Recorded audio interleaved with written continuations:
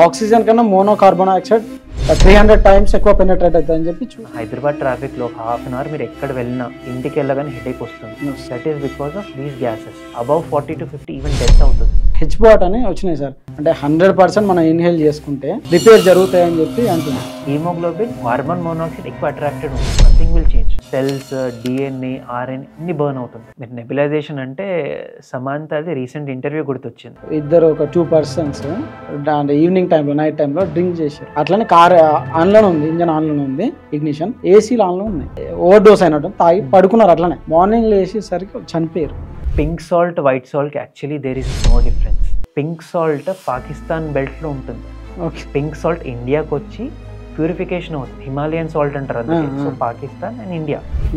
పుజారీలు అంటే వాళ్ళు close room లో ఉంటారు, గర్భగుడి చిన్నగా ఉంటుంది. సో అదే దాంట్లో మీరు ఎప్పుడైనా నోటీస్ చేసిన గర్భగుడి వాల్స్ మొత్తం బ్లాక్ ఉంటాయి. ఎందుకు? స్మోక్ కి బ్లాక్ అయి ఉంటాయి.